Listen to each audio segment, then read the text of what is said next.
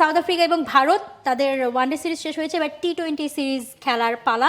আমরা দেখেছি টেস্টে ভারত নাকানি চুবানি খেয়ে হোয়াইট ওয়াশ হয়েছে, এরপর ওয়ানডেতে জিতেছে তারা সিরিজ। এবার আসলে টি-20তে সাউথ আফ্রিকার সামনে কি সেই বিশ্বকাপ ফাইনালে হারার ক্ষত মোছার সেই ক্ষত আসলে মোছা সম্ভব না।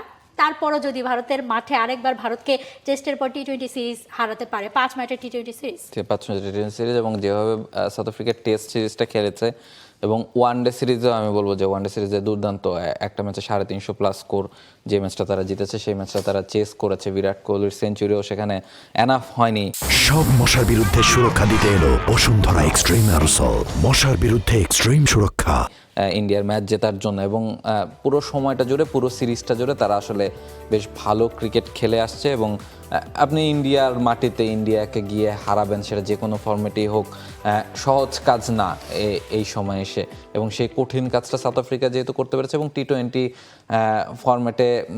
ফর্মেটে অনেক বেশি স্ট্রং টিম ইন্ডিয়া, আবার পাশাপাশি এটাও বলতে হয় যে অনেক ইয়াং একটা টিম, ফলে সুযোগ দুই দলের সামনেই রয়েছে 5 ম্যাচের টি-20 সিরিজ এবং বিভিন্ন জায়গায় ম্যাচগুলো হচ্ছে, ফলে কোন জায়গার উইকেট কেমন হবে, কি ধরনের বিহেভিয়ার সেখানে হবে, নিশ্চয়ই কেউ কাউকে ছেড়ে কথা তো বলতে চাইবে না, নিঃসন্দেহেই না।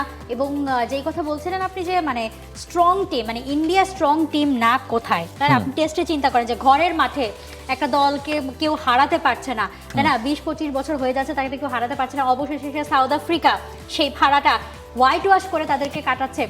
সো এই যে ব্যাপারগুলো 12 বছর পর নিউজিল্যান্ডের কাছে হোয়াইট ওয়াশ, এরপর তাদের কাছে সাউথ আফ্রিকার কাছে হোয়াইট ওয়াশ, এই যে একটা সময়, তারপর থেকে আবার ওয়ানডে সিরিজে কামব্যাক করা, এরপর আবার টি-20 সিরিজে।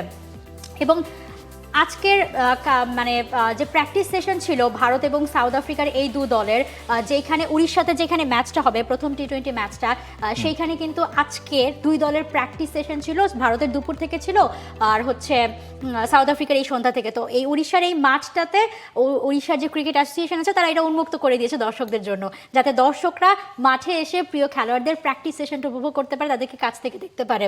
সো এইটা বেশ ভালো একটা মুভ তারা আসলে নিয়েছে। আমি যে কিছুদিন আগে ইন্ডিয়া ছিলাম তখনও দেখেছি যে স্পেশালি যখন ইন্ডিয়া সেমিফাইনালে অস্ট্রেলিয়ার সাথে ম্যাচটা জিতলো, এরপর হুমড়ি খেয়ে সবাই পড়েছিল যে ইন্ডিয়ার ফাইনালের আগে প্র্যাকটিস সেশনটা দেখার জন্য।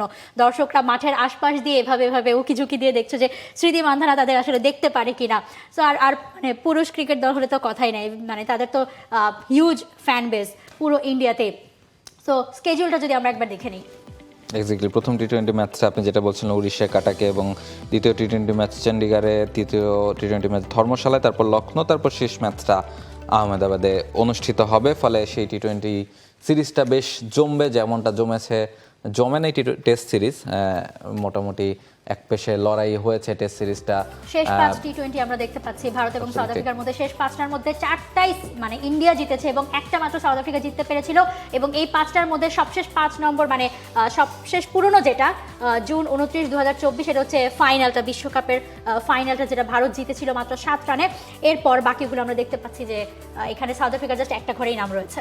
অ্যাবসলিউটলি, ফলে কাজটা যে সহজ হবে না সেটা রিসেন্ট পাস্টের পারফরমেন্সও বলছে, ফলে কঠিন কাজটা নিশ্চয়ই সাউথ আফ্রিকা করতে চাইবে।